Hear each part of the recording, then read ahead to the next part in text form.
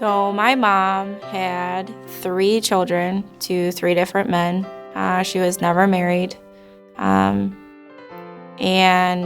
she lost all 3 of her children.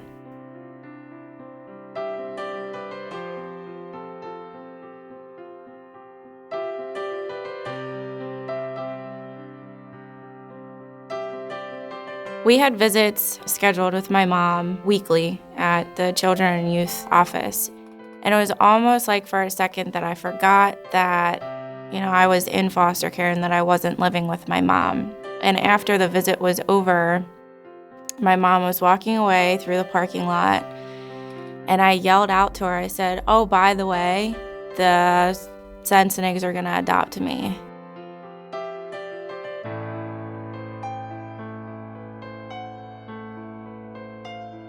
And I felt like she had passed away because I said that I was going to be adopted and pretty much told her I didn't want to be her child anymore. So I called off the adoption. Permanency is helping a young person to find a place that they belong and helping them to integrate the things that have happened to them in their past. I actually was the caseworker who had placed her and her brother and sister in foster care. We did not help her to achieve permanency while she was in the system. Even if a child is telling you, no, they don't want permanency, it's our job to really ask that child why. What is it about permanency that scares you, or why would you not want that? It affects your life now, it affects your life 5 years from now, it affects your life forever.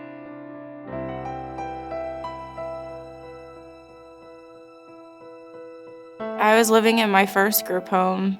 We went to the cemetery, and I think and I feel like that was supposed to be closure for me, but it added a lot of rage. I ended up just having a huge outburst, and I was kicked out of the group home the next day. I was never going to have my family back. And these were not people that were my family.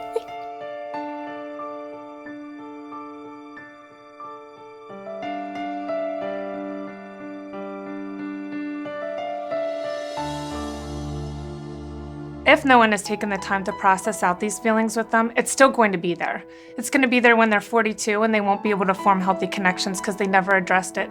They never were able to revisit that, rework those pieces of their past. After I left foster care, I moved in with my, at the time, boyfriend. And so when I found out that I was pregnant, he left.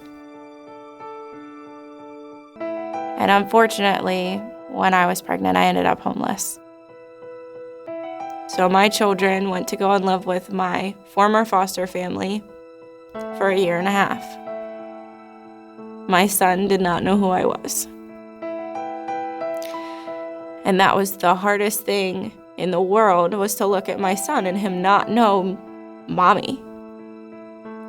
So that was when I realized, you are leading the same lifestyle as your mom. And she never got her kids back. She died. You need to get your life together. And that's what I did.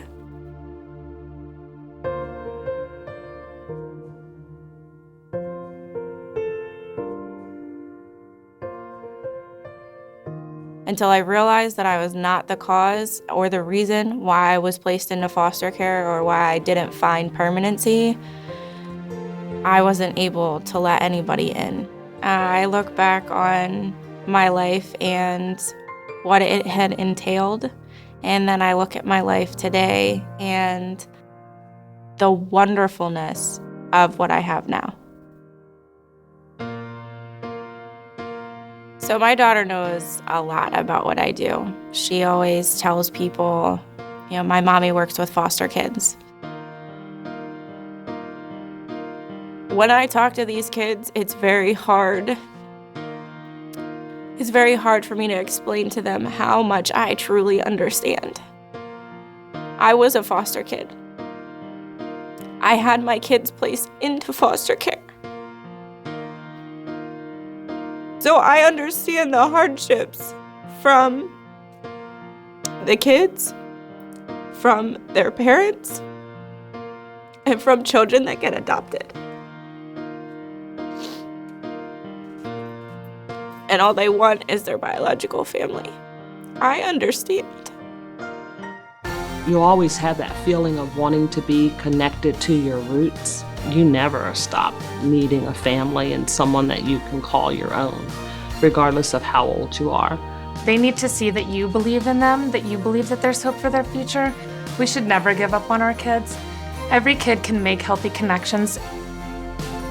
I realized that even though I felt like I didn't deserve to have permanency, I didn't deserve to have that family, everyone deserves to have someone to love them, to care about them, to call and check on them.